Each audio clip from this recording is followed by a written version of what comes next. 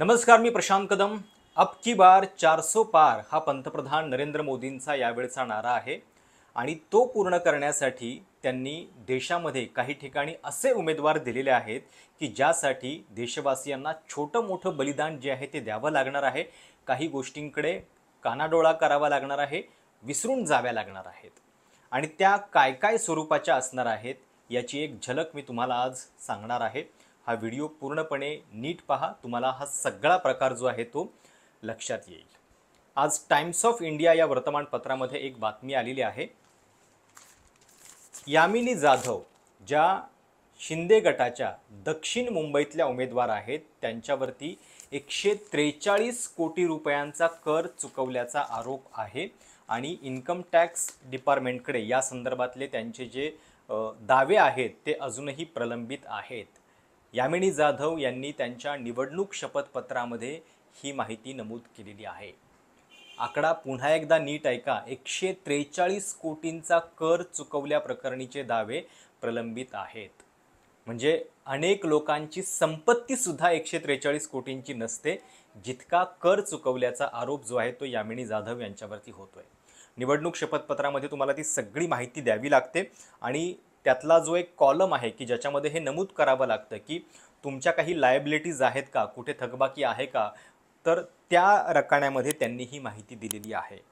आणि 2018 ते 2022 या काळामध्ये इन्कम टॅक्स डिपार्टमेंटनं ही सगळी कारवाई जी आहे ती त्यांच्या विरोधात केलेली होती आणि त्याच्या विरोधातले दावे प्रलंबित असल्याची माहिती त्यांनी शपथपत्रामध्ये दिलेली आहे।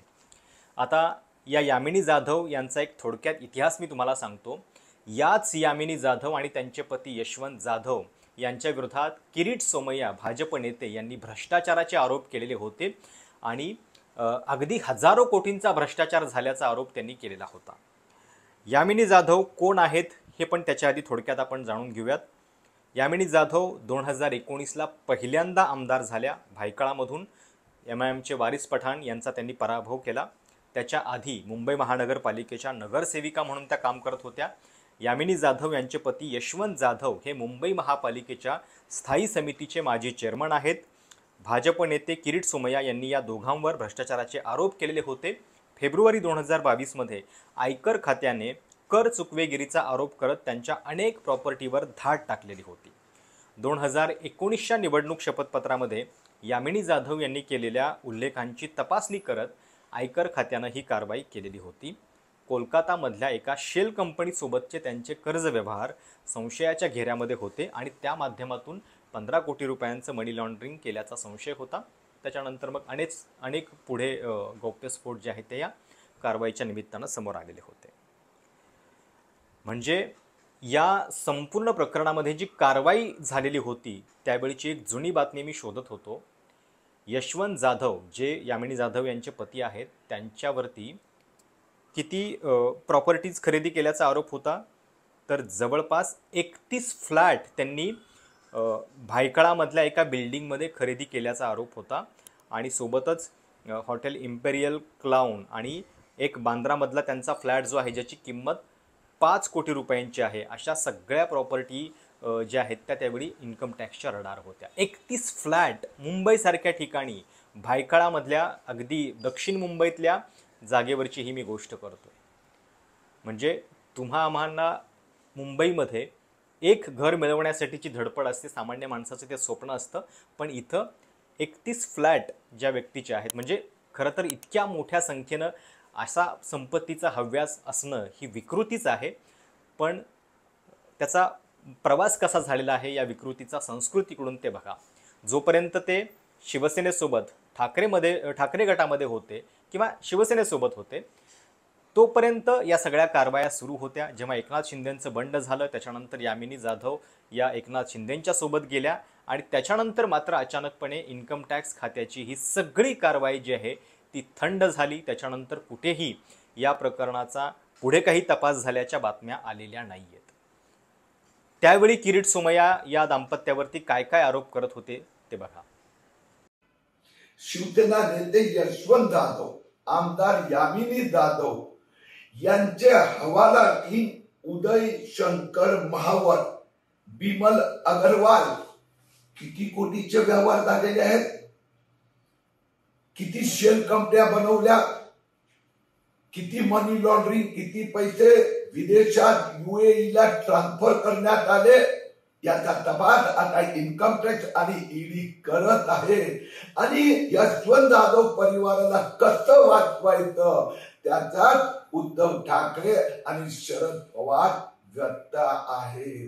तुमच्या माझ्यासारखे लोक आर्थिक वर्ष संपत आलं की इन्कम टॅक्स भरण्यामध्ये व्यस्त असतात. जुलै महिन्यामध्ये मग शक्य तितका कर सेव्हिंग्समधून वाचवण्यासाठी आपली धडपड सुरू असते. IT रिटर्न आपण भरत असतो आणि या सगळ्या प्रक्रियेमध्ये आपल्यासारख्या मध्यमवर्गीय लोकांना खूप टेन्शन असतं. आयकर खात्याची एखादी नोटीस आली तर आपली अगदी धडधड छातीमध्ये वाढायला लागते. पण इथं 143 कोटींचा हा कर जो आहे त्याच्याबद्दलचे दावे प्रलंबित आहेत. आणि आता जर त्या महायुतीच्या उमेदवार आहेत ज्यांच्या प्रचारासाठी कदाचित आता मोदी येतील, 15 आणि 17 तारखेला त्यांच्या सभा आहेत मुंबईमध्ये, आणि त्यांच्यासाठी मतदान जे आहे ते पंतप्रधान नरेंद्र मोदी मागतील, त्यांना विजयी करा असं म्हणतील. आणि त्यामुळं पुढं या इन्कम टॅक्स खात्याच्या नोटिसांचा किंवा या 143 कोटींच्या क्लेमचं पुढं काय होतंय, त्यांना याच्यातून किती माफी मिळतेय, याच्याबद्दल म्हणजे काय होणार आहे याचा अंदाज तुम्ही लावू शकता. म्हणजे देशामध्ये करदात्यांची संख्या कमी आहे याच्याबद्दल पंतप्रधान नरेंद्र मोदी एरवी बोलत असतात.